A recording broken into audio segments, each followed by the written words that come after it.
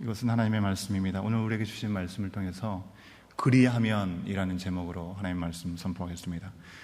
오늘 말씀에서 하나님께서는 이 모압 땅에서 이스라엘에게 세우신 언약, 그 언약 외의 말씀을 주고 계시는 것을 우리가 보게 됩니다. 하나님께서 이스라엘과의 관계 안에서 언약을 갱신하신 것인데요. 그런데 여기서 저희가 오해해서는 안 되는 것이 있습니다. 언약 외라는 말이 언약의 내용이 바뀌었다는 것을 의미하는 것이 아닙니다. 언약의 내용이 바뀐 것이 아니라 언약의 대상이 바뀐 것을 말씀하신 것입니다.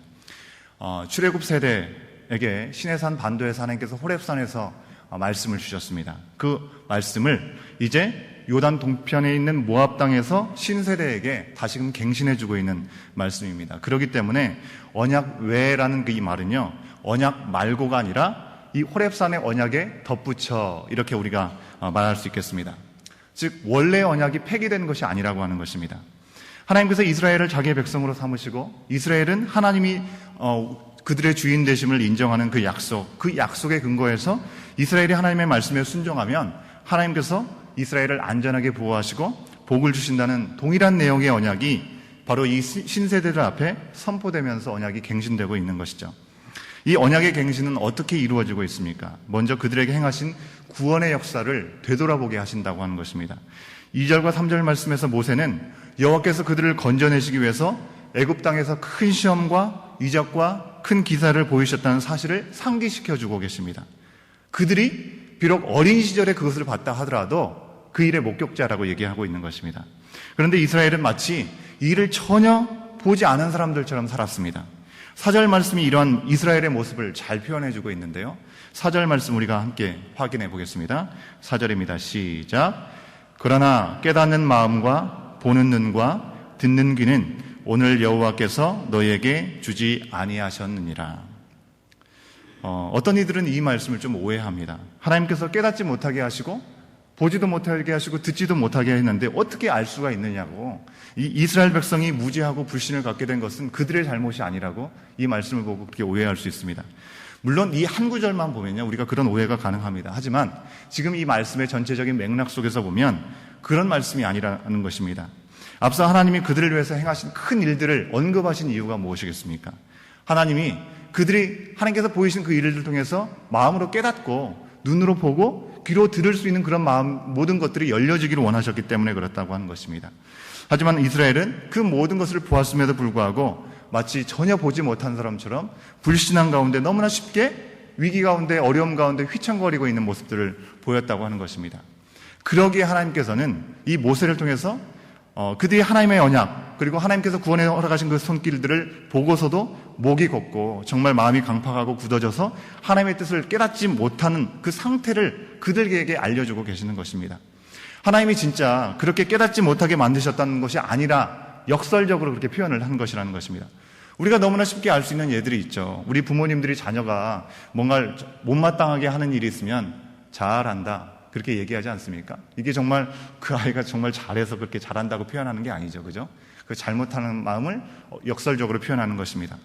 아이가 밤늦게 내일 학교 가야 되는데 학교 가기 직전에 막 숙제를 열심히 하면 뭐라고 얘기합니까? 너가 정말 시간이 없어서 그랬구나.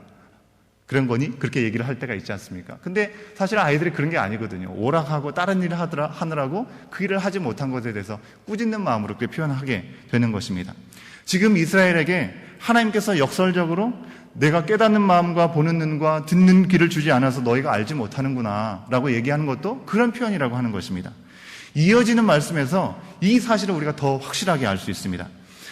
이번에는 출애굽 이후에 광야에서 인도하신 구원의 역사를 돌아보고 있는데요. 5절과 6절 말씀 우리가 함께 보겠습니다. 5절과 6절입니다. 시작. 주께서 40년 동안 너희를 광야에서 인도하게 하셨거니와 너희 몸에 옷이 낡아지지 아니하였고 너희 발의 신이 헤어지지 아니하였으며 너희에게 떡도 먹지 못하며 포도주나 독주를 마시지 못하게 하셨음은 주는 너희의 하나님 여호와신 줄 알게 하려 하심이니라.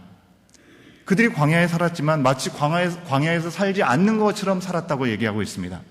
옷도요, 신발도요, 낡거나 헤어지지 않았기 때문에 그렇습니다. 하나님의 전적인 인도를 우리에게 보여주고 있는 것입니다. 이런 경험 속에서 그들이 하나님을 경험하지 못할 수 없는 것이죠. 상식적으로 현실을 피부로 경험하는 그 모든 상황들은 그럴 수가 없는 건데 그렇게 되는 것이라고 하는 것입니다. 더군다나 그들이 광야 생활을 지내면서 하나님께서 너무나 놀랍게 하늘의 만나 메추라기를 주셨지 않습니까? 반석에서 나오는 물을 먹으면서도 그들은 모든 어려움들을 이겨나갈 수 있었습니다. 농사를 짓지도 않았고요. 수질이 좋지 않아서 물을 제대로 먹지 못해서 술을 만들어 먹어야 할 필요도 없었다고 하는 것입니다. 오직 하나님께서 그들의 매일매일의 삶 가운데 그리고 모든 삶을 주관하셨기 때문에 그게 가능했다는 것입니다. 6절 뒷부분에 나오는 대로 이렇게 인도하신 이유가 무엇입니까? 바로 여호와 하나님께서 그들의 주인님이심을 알게 하시기 위해서 그렇게 하셨다고 하는 것입니다. 만약 하나님께서 4절 말씀, 그 말씀 그냥 문자 그대로 그들을 깨닫게 못하게 하시려고 하셨다면 그들의 주님이심을 알게 하려고 인도하고 보호하고 일용할 양식을 주셨다는 말, 우리는 절대로 이해할 수가 없는 말씀이라고 하는 것입니다. 그러기에 우리는 하나님께서 이 이스라엘의 눈과 귀를 가리고 마음을 무지하게 하신 적이 없다는 사실을 우리가 확인할 수 있다는 것입니다. 여기에 더해서 이스라엘은 이제 가나안 땅의 입성에 박차를 가하고 있습니다. 바로 모압 평지 이 들어가는 입구 바로 전에 헤스본 왕 그리고 시온과 바산 왕 옥과의 전쟁에서 승리를 거두게 하셨습니다. 그리고 그 땅을 이 이스라엘 백성이 차지하게 되었습니다. 르우벤 지파와 갓 지파와 므낫세 지파가 그 땅을 먼저 차지하게 되었다고 하는 것입니다. 하나님께서 그 주신 약속대로 애굽에서 건짐을 받았습니다. 광야에서 복과 인도를 받은 그들이었습니다. 이제 언약대로 가나안 땅에 들어가는 이 발걸음을 시작한 것입니다. 그들이 차지할 땅을 일부를 차지하게 된 것입니다. 이렇게 모세는 하나님께서 그들을 인도하신 구원의 역사를 살펴보면서 언약의 갱신을 시작하였다고 하는 것입니다.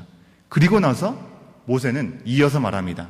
9절 말씀 우리가 함께 읽겠습니다. 9절 말씀 시작. 그런즉 너희는 이 언약의 말씀을 지켜 행하라. 그리하면 너희가 하는 모든 일이 형통하리라. 그런즉 이란 말이 나오는 이유 우리가 너무나 잘 알고 있는 것이죠. 이 그런즉이라는 말은요, 하나님께서 주신 약속대로 이처럼 우리를 구원하시고 여기까지 도우셨으니 그러니 이 말씀을 지켜 행하라고 말씀하시는 것입니다.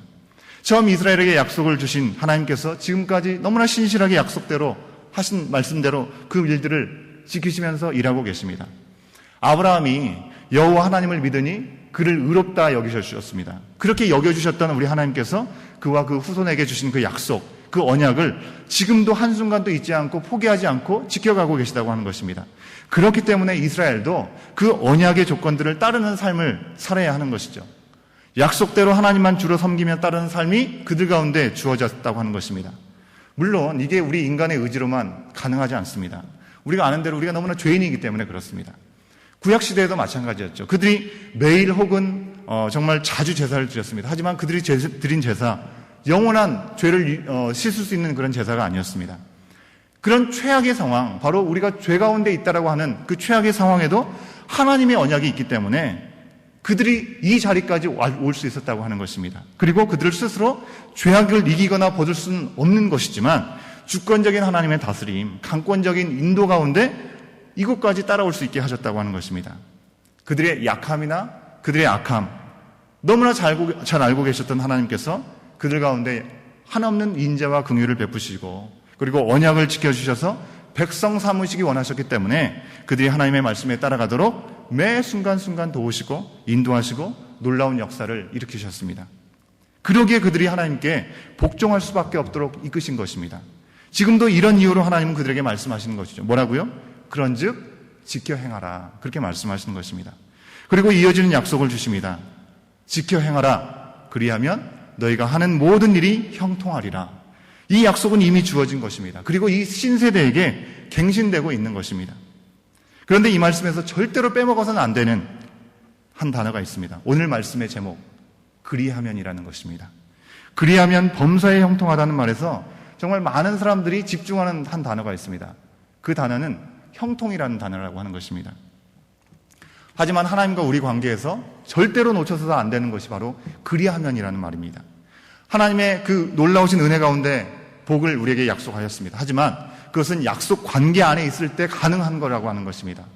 신약시대 때 예수님께서 오심으로 우리에게 대속적인 죽음을 주시고 영원한 생명의 부활을 통해서 이 예수를 믿는 자마다 멸망치 않고 영생을 얻을 것이라고 말씀하셨습니다. 그 약속에서 빠지지 않는 말이 또 있는 것이죠. 주 예수를 믿으라. 그리하면 너와 내 집이 구원을 얻으리라 말씀하셨습니다. 다른 것이 필요 없습니다. 선한 공로나 어떤 풍성한 삶의 배경이나 어떤 종교적인 열심으로 다하는 봉사, 그 모든 것은 조건이 아니라고 하는 것입니다. 오직 믿음으로 말미암아 구원을 받을 수 있다라고 말씀하셨습니다. 그래서 믿으라, 그리하면 구원을 받는다 하시는 것이죠. 만약 하나님과 우리 관계가 언약의 관계가 아니라면 그리함이라는 말은 필요가 없는 것입니다.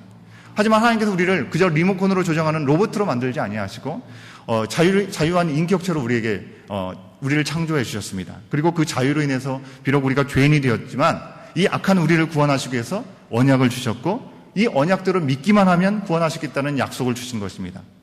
이 언약은 우리를 향한 하나님의 높으신 계획과 사랑인 것입니다.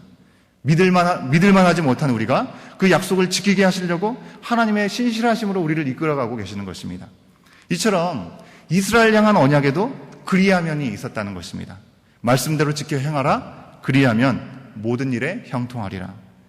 하지만 얼마나 많은 사람들이 앞구절에 대한 그런 말씀을 빼고 뒷구절에 집중합니까? 이미 우리가 묵상한 이 신명기 28장의 말씀도 사실은요, 내가 내 하나님 여호와의 말씀을 삼가 듣고 그 모든 명령을 지켜 행하면으로 시작되고 있습니다. 그런데 그리하면 이전에 그 중요한 약속들은 다 빼버리고 얼마나 많은 우리들이 뒷부분에만 집중합니까? 내가 너를 세계 모든 민족 위에 뛰어나게 하실 거라는 그 말씀, 들어가도 복을 받고 나가도 복을 받을 것이라는 그 말씀에만 집중할 때가 있다고 하는 것입니다. 하지만 그 모든 복은 그리하면을 떼고서는 불가능합니다. 이 언약의 효력은 그리하면을 떼고는 불가능하다고 하는 것입니다. 예수 그리스도를 믿는 그 믿음 없이는 우리가 구원받을 수 없는 것처럼 이스라엘 백성들도 이 말씀을 지켜 행하는 삶이 없이 이 약속의 땅에서 형통을 누릴 수 없었다는 것입니다. 하나님께서 그리하면이라는 것을 굳이 주시는 이유가 무엇일까요? 약속을 지킬 수 없는 그들을 뻔히 알면서도 함정에 빠뜨리기 위해서 그리하면이라는 걸 주신 것입니까? 아니죠. 13절 말씀 우리가 함께 마지막으로 읽겠습니다. 13절입니다. 시작. 여호와께서 내게 말씀하신 대로 또 내 조상 아브라함과 이삭과 야곱에게 맹세하신 대로 오늘 너를 세워 자기 백성을 삼으시고 그는 친히 내 하나님이 되시기 위함이니라. 오늘 하나님께서 이 말씀을 통해서 새 약속을 받은 우리에게도 동일하게 말씀하고 계시는 것입니다.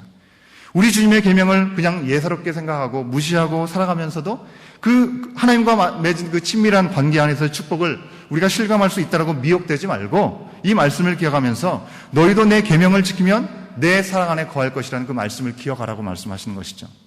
우리가 신약 말씀에서 얼마나 많은 말씀들을 통해서 이 말씀을 기억할 수 있습니까? 너희가 나를 사랑하면 내 계명을 지키라고 나더러 주여 주여 하는 자마다 천국에 다 들어갈 것이 아니요 다만 하늘에 계신 내 아버지의 뜻대로 행하는 자라야 들어가리라고 마태복음 7장 27절에서 말씀하셨습니다. 누구든지 하늘에 계신 내 아버지의 뜻대로 하는 자가 내 형제요 자매요 모친이라고 마태복음 12장 50절 말씀에서 또한 말씀하셨습니다. 할례를 받는 것도 아무것도 아니요 할례 받지 않는 것도 아무것도 아니로되 오직 하나님의 계명을 지킬 따름이니라라고 고린도전서 7장 19절 말씀도 말씀하셨습니다. 이 말씀이 바로 주님의 진심이라는 것을 우리가 기억하면서 하나님의 구원, 놀라우신 그 은혜를 우리가 기억하면서 그 말씀을 따라 살고 그 안에서 참된 복을 주기 원하시는 우리의 주님의 은총을 오늘 하루도 우리가 경험해야 될 줄로 믿습니다. 이 하루의 삶 가운데 구원의 은혜에 정말 감사하고 구원의 백성답게 이 말씀으로 살아갈 때 하나님께서 우리에게 이미 약속하시고 이미 그 일들을 위해서 일하고 계시고 신실하게 우리와 동행하며 가시는 그 놀라운 복들을 이 하루의 매 순간에도 우리가 경험하면서 하나님 앞에 영광 돌리며 나갈 수 있는 우리의 삶이 될 수 있기를 간절히 소원합니다. 함께 기도하시겠습니다.